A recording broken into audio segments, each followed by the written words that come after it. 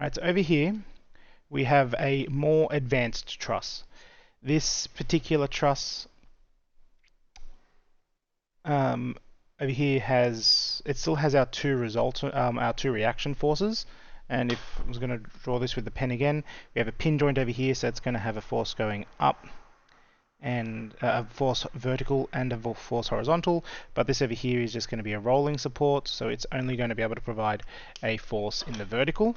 And if we just get if we start naming these, the general notation I use, and they sometimes follow it, they usually follow it this way in the HSC, is you start from the bottom left corner, and if you start labeling it in a circle and you spiral your way in, that's usually how it's alphabetized. So you start over here with A, and then B, C, D, and then this one will be point E. And then you can name each member based on the nodes. A is a pin joint, D is a rolling support. We have two external forces on here. We have a 100 Newton vertically going down here, and we have a 50 Newtons going to the left here. The first step for us solving this question is we have to find our reaction forces. Now, I'm not going to go over how to find the reaction forces on this one, because the reaction forces is exactly the same as our previous questions, where we're doing our sum of all moments around point A, or around the pivot support. And the same with the question before, you do sum of all moments about point A, so you do the pivot support, so you would do sum of all moments about point A equals 0, and you're just going to add up for each component we have over there. We have 100, actually I may as well do it, 100, and its distance is times 2, and it's in the positive direction because it's going to be rotating this way. We have our 50, this length over here is 1.5 meters high, so it's going to be minus 50 times 1.5, and our last one is our force. If we call this force D vertical, we don't know what that is, so that's our unknown, but it's going to be positive force D vertical, and its distance is times 4, and that should give us, if we solve that, force dV should equal 31.25 newtons going up. Then we can solve using it. We can solve our other unknown vertical force with our sum of all forces. Vertical equals 0 equals, and we're going to have 1, 2, 3 vertical forces. The first one is an unknown. We have FAV, and it's going to be a positive. We have a negative 100, and then we have a positive 31.25. That should mean that FAV is going to equal 68.75 newtons. And then we do the same thing with our sum of all forces horizontal equals 0. And that's going to be FAH minus 50, and so then it's just going to equal to 50. FAH is going to equal to 50, and then we can write this. We can write those over here. This is going to be 31.25. It's going to be 68.75 newtons, and this over here will be 50 newtons. So that's the easy part. For this particular question, that was exactly the same as our other ones, because when you're finding your reaction forces, the difficulty in the reaction forces is the total number of forces, and this is similar to our previous question, had the same number of forces, or if some of the forces are at angles, you have to either break them up into vertical and horizontal components, but you have to find their perpendicular distance for the sake of the moment. The actual number of members is not doesn't make it more difficult. Where it becomes more difficult is the actual question. If this question is asking for solve for all members,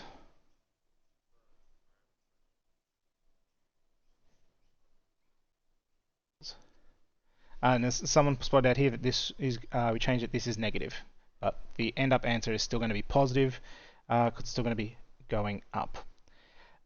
So the question might ask to solve for all members, and so this is where it becomes more difficult because we have 1, 2, 3, 4, 5, 6, 7 members as opposed to our last example where we only had 3 members. But we are solving, the solution we're doing now is called method of joints. So what we will do is we will pick a particular joint in our truss analysis, and we'll solve for that truss. So solve for that particular scenario using the fact that sum of all forces has to equal 0. And then in this scenario, we'll solve for A, right? We'll solve, which is going to give us AB and AE. And then once we have AB and AE, we can start moving on to other locations. The difficulty we're going to have is if we started with point E, right, it would be a very difficult case to solve because we will have too many unknowns, because we'll have a 100 Newton force going down, but then we'll have 1, 2, 3, 4 unknowns, and one of those 4 of those forces are able to have elements in the horizontal, as in this ED, EC, EB, and EA can all have some sort of horizontal components, and 2 of them, BE, CE, and the force have a vertical component, so it's actually unsolvable to start from E. So when we're solving these equations, we want to start from the 2 corners, we want to solve from whatever looks like the simplest node, and so we're going to just look at this scenario and say, the simplest node is the one that has the least number of unknown forces. So if we look at A, we know FAH and FAV, even though they're forces, we have their values, so they're solved. So this will only have 2 unknowns. And the same case is for node D, because we have a force here and there's only going to be 2 unknowns. Usually in your questions, you're going to start from your reaction forces, but there could be a scenario where the drawing could be like a crane, and then perhaps at the very end you're going to have like just the rope pulling down. So you're going to look for a node that has the least number of unknowns to start your equation. Then we go and solve it like we did with our previous ones. Let's start with this one over here. Let's start with D. So we'll start with D over here. I need to move my camera up so you can see that. Alright, so if we start at node D, we're going to get a situation like that. We can find out what our angle is by doing tan, so the inverse tan of, that looks like a height of 1.5 divided by 1, and that should give us our angle.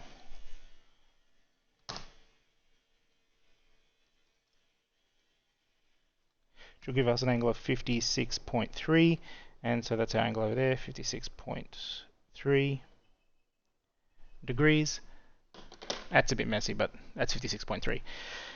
We know our force going up here, 31.25. This is going to be our, we can still use our logic here. If we know this is up, this one has to be down.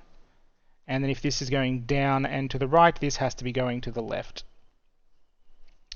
And then we solve it just like we did with our other scenarios. And let's just write this so we can get some values. FCD, this is going to be FED. So then we can do our sum of all forces vertical equals 0 equals 31.25. Then we can say minus, this will be sine 56.3 times FCD, and then FCD should equal 37.56 newtons, and it is going towards the node, so then that will be under compression. Then we just do sum of all forces horizontal equals 0, which will equal, we're going to say right is positive, so we're going to say cos, is it cos 56? 56.3 times FCD minus FED. If we, instead of FCD, if we just put 37.56, that should give us an answer of FED should equal 20.83 newtons, and because it's going away from the node, it's going to be in tension. So this is exactly the same as us solving in our previous example, except obviously the numbers are different. And these, from the perspective that we had previously, this is identical. Right, but except now we have extra joints in here. So what's going to happen when we want to solve for node C? Right, when we want to solve for node C, and I'm just going to draw. I'll draw node C on a new page, but we know that we have two values. So if we want to do for node C, which looks like this, right? We have 50 newtons over here. If we just wanted to do node C, we know over here we have FCD, over here we have FCE, and over here we have FBC. We have three unknowns, so it's unsolvable. We have three unknowns have a horizontal component, so we can't even use one of our tricks of using horizontal and vertical components. There is a way you can solve this. This particular one you can solve with simultaneous equations, because if you look at vertical components, we know that one of those has to be going. If one of these is going in, if one of these is going up and to the right, the other one has to also be going. The other one has to be going in the opposite direction for the verticality. But if we just looked at this in isolation, there's no way of us knowing which one of these is going up and which one is going down. But if we look at the case here, if we already have FE, you can't see because I'm pointing down here. We already have FCD. We already solved it. So when we go to this question over here, FCD, we can already write that. We already have it's 37.56 newtons. And so, and we know in this particular example down here that it was going towards the node. So we can already look at this and say, okay, so this is going towards the node. Then if we know this is going, if it's going towards the node, which means it's going up and to the, right, the left. So this one over here has to be going down, and the only way that this can be going down has to be going down and to the left as well. Then we can look at this and we can say, all right, if we want to do sum of all forces in the horizontal, this is going to the left, this is going to the left, this is going to the left, this one has to go to the right. Now there will be some cases when you do these questions where it's not going to be obvious, they're not going to be all three forces are going to the left, right? And in that case you won't know. You're going to have to guess. You're going to have to guess whether the force is going to be under tension or compression, so going in towards or away from the node. And then when you do your maths, and if you come out with a negative answer, you know that assumption was incorrect. But you are expected to, you have to guess whether it's in tension or compression. Then from this state, you can solve this particular question. You can start by doing, if you do sum of all forces vertical, you're going to get to if you do sum of all forces vertical, you're going to end up solving it, and they're identical because they're also the same angle. So it's going to end up being 37.56 here as well.